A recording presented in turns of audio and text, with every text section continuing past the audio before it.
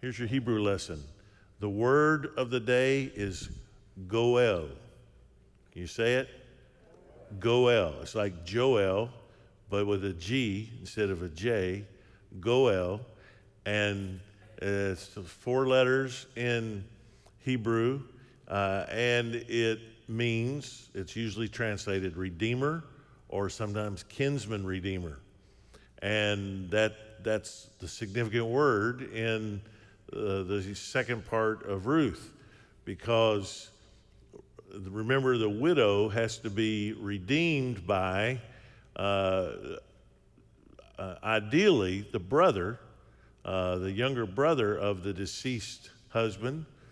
But as the law of the kinsman redeemer was given and sort of evolved, there are a lot of functions that the goel played.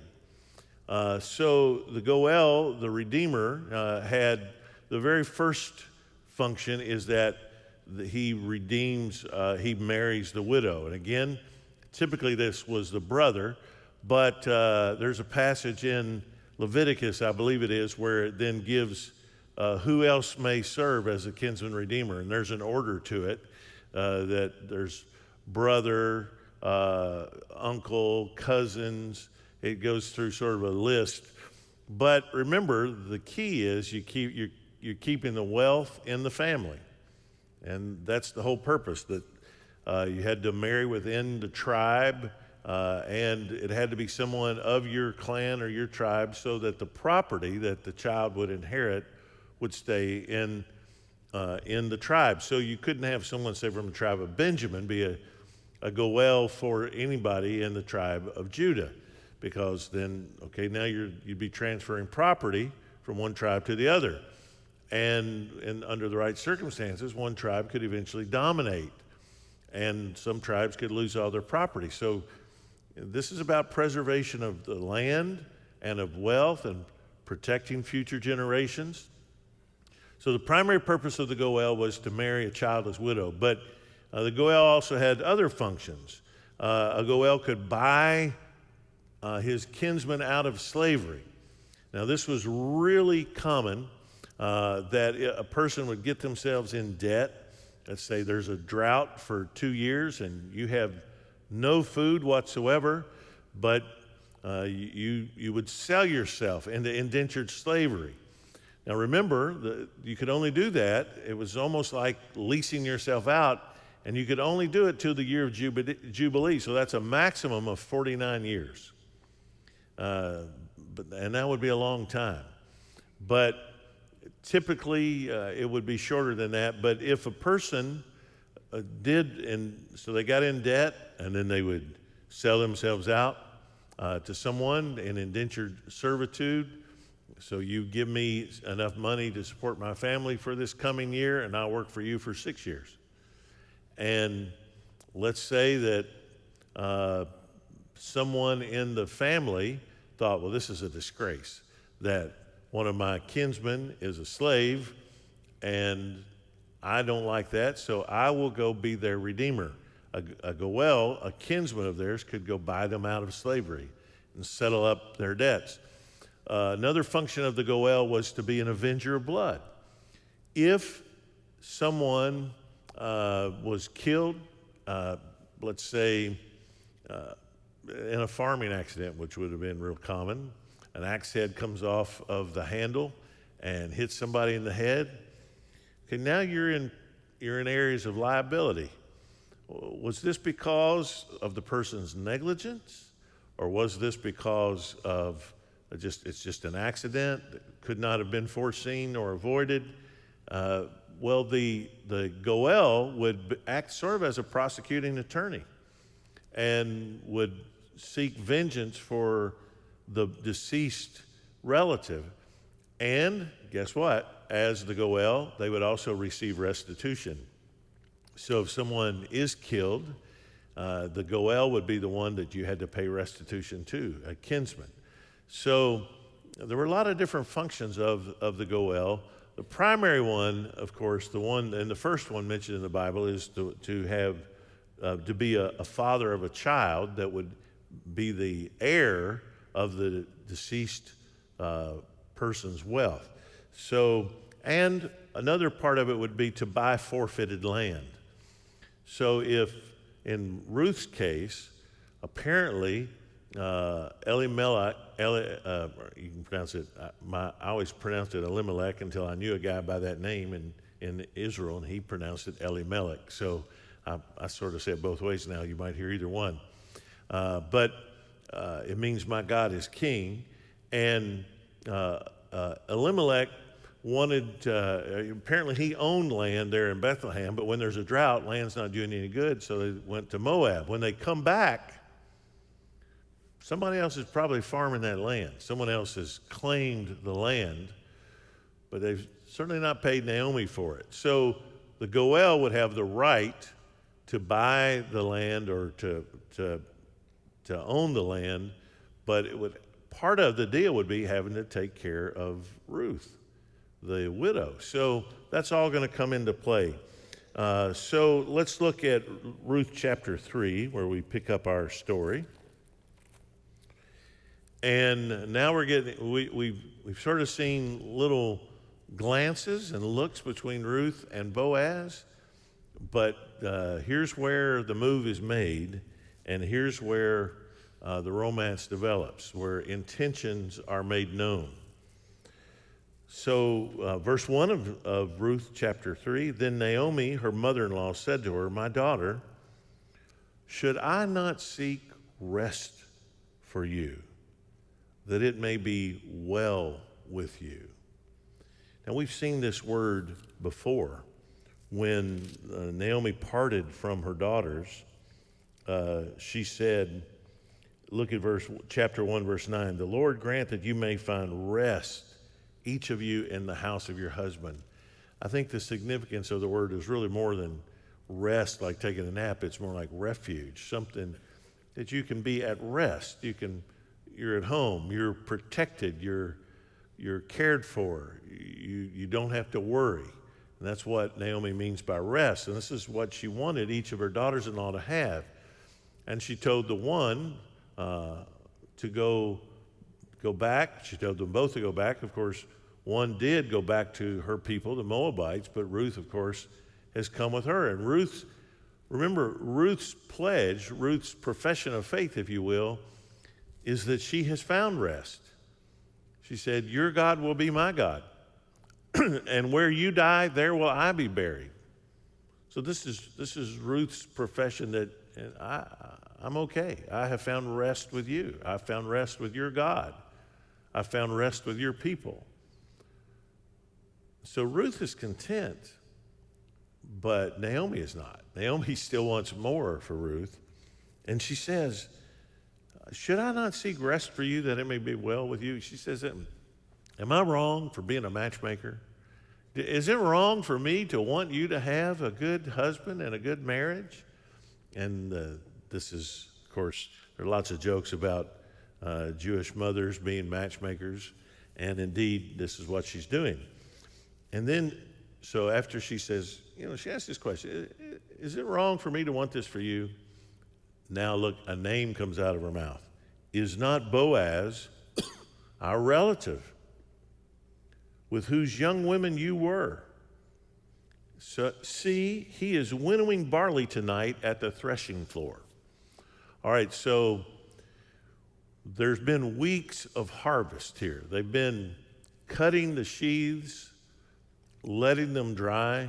They've been, cut the stalks, they put them in sheaths, they've been letting them dry, and now it's time to winnow that. Now remember, this is one of the big feasts of Israel, the Feast of Weeks, which is where they basically present their offerings of their harvest to the Lord. They take a portion of what they've harvested, they offer to the Lord.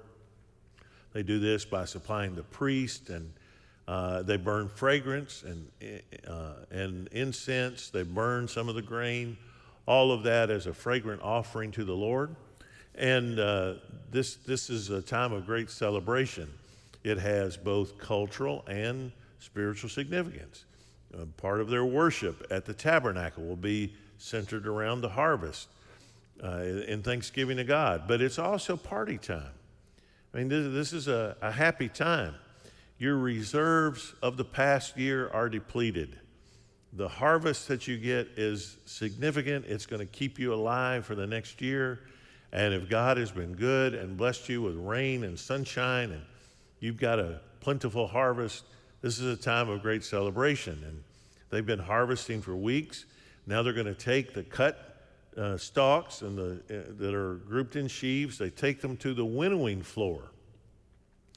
And the winnowing floor, or the threshing floor, you call it the same thing, is where they rub the stalks, they get the grain off of it, they strip the grain off of those dry stalks onto these big baskets. And then they shake it and they'll throw it up in the air. Remember, the threshing floor is always up on top. And so wherever this is in Bethlehem, and Bethlehem is a pretty hilly region, they picked some mountaintop, some hilltop. It's not really mountains, but hills there, and they're up there where the breeze is blowing. And they've been winnowing all day. And part of this, of course, this celebration is, as the day lingers and it gets in the evening and they eat, they also drink wine. Now remember, each year's supply of wine gets drunk up, and then they start anew with the new harvest. So it's party time. It's a healthy party time. There's not contrary to what's going on in Judges with Boaz. Everything's in check and in control. But he has worked all day. He's eaten a good meal. He's drunk some wine, and he's going to sleep. And that's sort of the scene. She tells him, you go, she tells Ruth, go to the threshing floor where he's winnowing barley. Wash therefore and anoint yourself, and put on your cloak and go down to the threshing floor. Now, there's just nothing wrong with making oneself attractive in order to attract a mate. That's exactly what she's doing. Men do it, women do it. And this is exactly Naomi's advice to her. You need to take a bath. Remember, we Americans are pretty obsessed with cleanliness. Body odors are offensive to us. That's not so certainly in the ancient world. Body odors were pretty common, but you did either disguise it or wash it off on occasion. And this is one of those occasions. She says, clean up. Put on some fresh clothes and go down there smelling good, looking nice, and put your cloak on, go down to the threshing floor, but do not make yourself known to the man until he has finished eating and drinking. Now, Naomi knows the way this works. You let him get in a good mood. Let him get his stomach full. Let him drink a little wine. Let him be ready to doze off. And when he lies down, observe the place where he lies. Now, again, this would have been a community thing. Why are they sleeping there at where they harvest? Any idea? What do you think?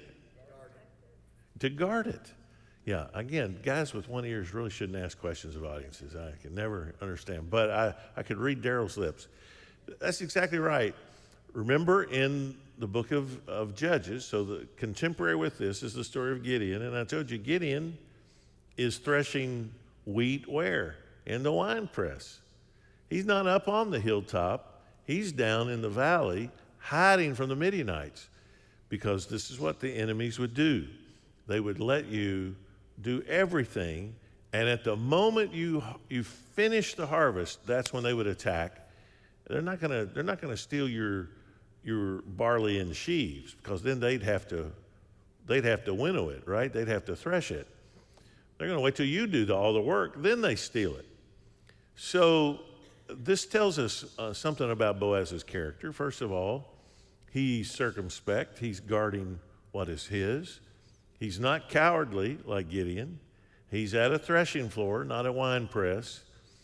But he and his workers were there, and they're guarding it and making a party out of it. Everything is celebratory with the harvest, but Again, there's a contrast here, I think, with what we see in the book of Judges. She says, when he lies down, you observe the place where he lies, then go and uncover his feet and lie down, and he'll tell you what to do. Now, Naomi knows human nature. Everything she tells her here is with a view of human nature. Smell nice, look good, don't interrupt him, don't go in there, don't go in there trying to make a spectacle of yourself and batting your eyes at him and putting him on the spot in front of people. Let him do everything he does. Wait until he lies down. When he lies down, dozes off, then you go over there and you lie down at his feet. You uncover his feet. He'll have some kind of probably a wool skin or something like that over him to cover up in the night air. And you just lie at his feet. Now, I've heard people say that this is some type of a sexually suggestive move on her part. It is not. Servants lie at the feet of their masters. It's a move of subservience. It's not a sexually aggressive move. It's not an aggressive move at all. It's Ruth saying to Boaz, "I'm your servant." And so Naomi's advice to her is, don't go in there like a peer. Don't go in expecting anything of him. You go in being a servant to him. Now you see this pattern in the scripture. Remember when Abraham's servant goes in search of a bride for Isaac? What does he say? He asks God to send him the right one, and the sign will be, you remember the sign? She waters his camels. She waters his camels. And I love when I read Ruth or I read the story of Rebecca, I think of someone that Tanya and I know. He was a student of mine from Korea, one of the most brilliant students I ever had. He's today maybe the most important theologian in Korea. Well, he's actually in the United States, but he pastors a Korean megachurch outside of Washington, D.C. But he was my doctoral student 20 years ago now. And when he came, 20 years this year, he became my doctoral student. And he did his PhD in record time. I've never seen anybody finish their doctoral studies and write a dissertation faster than he did. It was just lightning speed, and it was just perfect. Almost no corrections to it whatsoever. And he graduated. And he came to my office like the week after graduation. He was still in Louisville, and he said, "Oh, Dr. York," he said, I need your advice. There is he said, there's just one thing. My father is so proud of me. My father is so happy that I have finished my doctorate and I'm in the ministry. But there's one thing that I've yet to do, and that is to be married. My father wants to see me married before he dies. Now, in Korean culture, that's a big thing. You don't disappoint your parents. And his father basically told him, all right, you've studied enough, you've prepared yourself for ministry, it's time for you to get married and have kids. But there was one woman he was very much interested in, that is my student. But he told me, he said, but she doesn't show a lot of interest in me. He said, but I really like her a lot. But and he sort of explained the situation, I could tell by the way he described it. He was really into her, she was not into him. That doesn't work in most contexts. It certainly wouldn't work in a Korean context. But he said, there's this other young lady. He said, she's very nice. She's a doctor, a surgeon actually. I've met her, some friends introduced me to her, and I can tell she really likes me. But he said, I could tell his heart was sort of set on this other woman. But he told me something interesting. He said, this doctor, she came to my graduation, but she did not speak. He said, I had told her I was graduating on that day, but my family was here from Korea, and she came, I saw her sitting there, and as soon as the ceremony was over, she flew back to where she practices medicine in New York. He said she never spoke.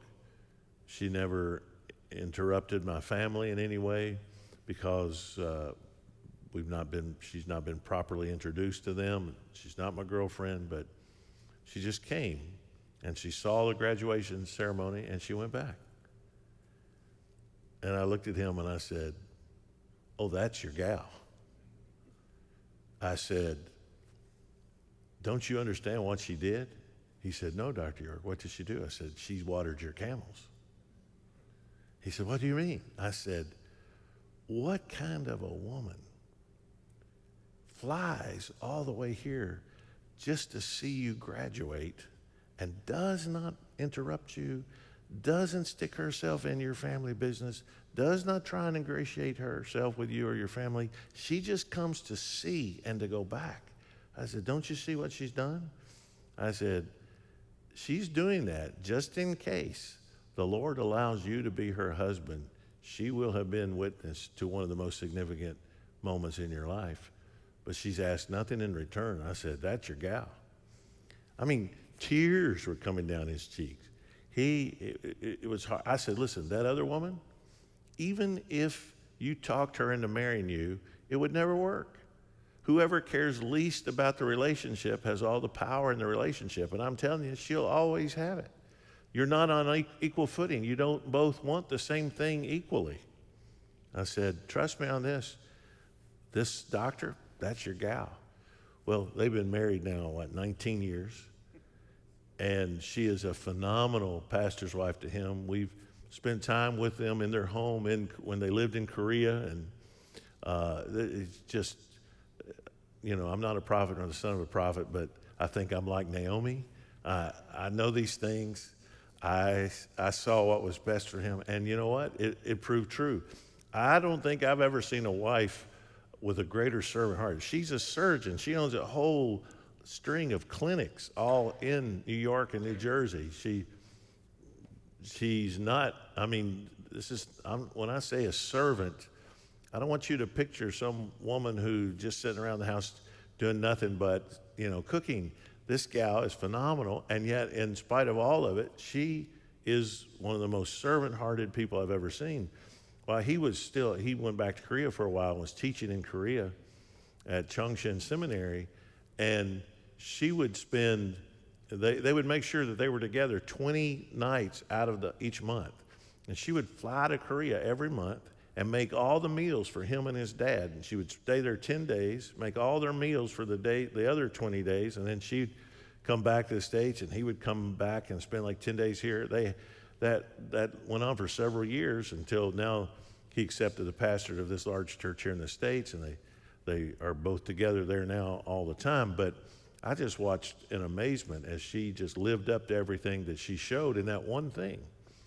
I will tell you that you can tell a lot about a person's, but I don't know who said it. It's not original with me. I think Elizabeth Elliot said it, is that you really don't know whether or not you have a servant's heart until somebody treats you like one. We all think we have a servant's heart. And then the minute somebody treats us like a servant, we get all up in arms and offended. What? How dare you treat me like that? If we really are servants, then we don't mind being treated like a servant. That's who we are. I want you to see, this is the heart of Ruth. Naomi tells her what to do, and she does it. She takes that advice, and she says, "Okay, I'm going to do exactly what you say." So in verse 5, she replied, "All that you say, I will do." She's trusting her mother-in-law why? Because she knows her mother-in-law loves her. Her mother-in-law wants what is best for her. She also is trusting her mother-in-law's knowledge of people. So in verse 6, she went down to the threshing floor and did just as her mother-in-law had commanded her. And when Boaz had eaten and drunk, and his heart was merry, he went to lie down at the end of the heap of grain. So he's right there by the heap of grain. Nobody's going to come in and steal any of his grain. Then she came softly and uncovered his feet and lay down. So picture it. He's lying there by the grain, and she comes very quietly after he's dozing, pulls back his cover, and she lies down at his feet like perpendicular to him. So they're not. It's not their bodies pressed up against each other. It's like she's down there, and she covers. I would imagine that she covers herself back up at his feet. This is and frankly, this was a common thing. Servants would do things to warm their masters. They would keep their master's feet warm. I'm not making this up.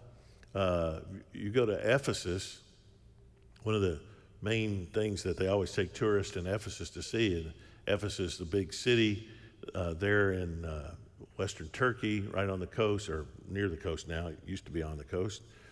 But is the public toilets. And, I mean, they have a room with, 30 toilets in it. And guess what the rich people would do early in the morning, in the cold mornings? They would send their servants down to warm the seat for them. Hold their place and warm the seat. I'm not making that up. And they'll tell you that when you visit Ephesus. One of the main roles of servants is to keep their masters warm. They gather firewood. They warm their beds for them before bed. They warm the toilet seat, all of that. And here she's taking the position of a servant, lying at his feet and covering his feet and keeping them warm. At midnight, the man was startled and turned over. And behold, a woman lay at his feet. Now that would startle you, wouldn't it? To wake up and, first of all, if you're there because you're guarding the grain, sort of a little edgy anyway, I would think. You are concerned about enemies coming in to steal your grain. And he wakes up at midnight, about time to check on things, and there's a woman at his feet. He said, "Who are you?" And she answered, "I am Ruth, your servant." Ruth, your servant. Now, again, that phrase says so much. Her identity is that she's there to serve him. And then she says, "Spread your wings over your servant, for you are a redeemer." Okay, now that line is loaded. First of all, this word wings is the word for like a bird's wings.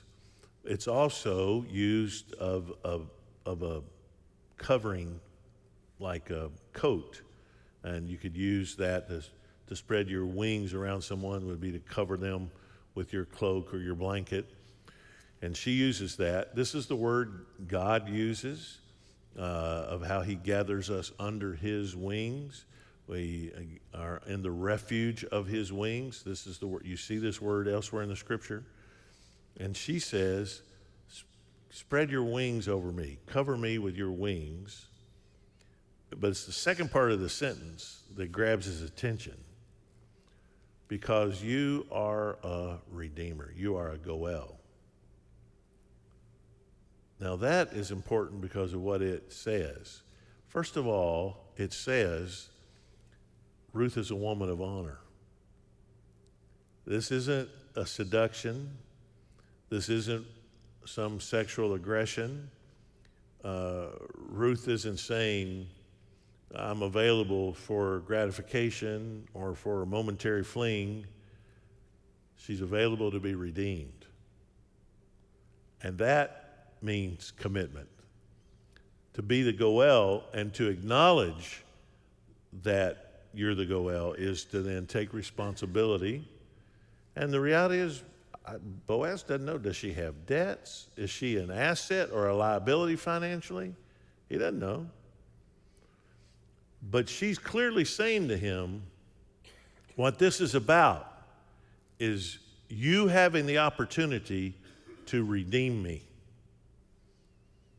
You see the difference? This is a commitment, and she's letting him know, you're a Goel. If you spread your wings over me, you're saying you're going to redeem me. And man, this is, he gets it. It might be midnight. He might have had a little wine. He might be tired from the day, but he knows what she's saying. He does not misunderstand. And he said, "May you be blessed by the Lord, my daughter." Now again, his response shows so much about his character. He too is not looking for some momentary fling or gratification. And he invokes the name of the Lord. What a great way to start the courtship and the relationship, to make it about the Lord and to say what we want in our relationship is the blessing of the Lord. We're not in this merely for our flesh. We want to be blessed by the Lord. May you be blessed by the Lord, my daughter. You have made this last kindness greater than the first, in that you have not gone after young men, whether poor or rich. Okay, this is, there are a couple ways to understand what he's saying, but I'll tell you the one that I think is that he's saying the kindness you have shown me is even greater than the kindness I have shown you. This last kindness, meaning the one you've done, is greater than the first, the kindness that I showed you when I let you glean in my fields and gave you barley extra, because he offered her grain, but she's offering him a marriage. And he says, and the evidence of your character is that you didn't just go after young men. Now here's, I think, evidence, again, that Boaz is an older man. He's a man who's lived long enough to inherit and to accrue wealth. He calls her my daughter, which is sort of obviously a fatherly thing. But the fact is, though he's had this sort of fatherly protective relationship to her, that can change. If they both will to have more than that, they can have more than that. And she's making this case to him that they marry. And he says, your kindness has been shown, that you didn't just go after young men, but whether poor or rich, you have come to the right one, to your Goel. And he recognizes her character, that for her it was not merely about having a man. It was not merely about being married, but about him. He feels her personal choice of him, and that it observes the law, that he is the Goel or a Goel, and that it shows her character. So he says, and now, my daughter, do not fear. I will do for you all that you ask. Now, I love that line. I will do for you all that you ask. Now, how's that for leadership? I mean, he makes a commitment right there. Everything you want of me, I'm going to do. That's a big commitment. He just sort of signs the contract and says, you write over it whatever you want. I'm going to do it for you. Why can he do that? Because he's already seen her character. He has seen her trust. He has seen what she wants. And he's fully willing to do that. For all my fellow townsmen know that you are a worthy woman. Excuse me. Again, her reputation has already spread throughout the town. Others have spoken of who she is and her character. And now it is true that I am a Goel. I am a Goel, a redeemer. Yet there is a Goel nearer than I. Remember, I told you there's a clear line of who can be the Goel: brother, uncle, cousin. There's someone else that is closer. Let's say he's a second cousin, and there's a first cousin that would have the first right of refusal. And he said, remain tonight, and in the morning, if he will redeem you, good, let him do it. But if he's not willing to redeem you, then as the Lord lives, I will redeem you. Lie down until the morning. Now, I like to think about what is going through their minds the rest of the night. Because there's a lot of ifs here. He says, I will do it. I'm going to do everything for you that you want. But there's someone nearer than I, and we got to check with him. You just lie there until the morning, and then we'll straighten this out. I can't imagine what's going through Ruth's mind. You know, it's like, okay, who is closer than Boaz, and what's he like? And what if I did all this and I end up with that guy? And certainly Boaz probably knows the guy better than Ruth does. He might know, I know that guy, he's not going to do it. I just don't know what's going through their minds. But I got to believe that the rest of the night was sort of sleepless. I don't know. That's York's interpolation. That's not in the scripture, but it had to be a sort of a long night because they've both agreed to what they want, but there's one impediment, and they can't deal with it now. They got to wait. Have you ever been in that kind of a situation? You know what it is that you want to do for the Lord. You convinced it's the right thing, but there's some impediment, and you're just helpless. You just have to wait until the Lord removes that thing. And sometimes waiting is the greatest act of faith we can commit. Just waiting on the Lord to guide us and lead us and to remove the stuff that gets in the way.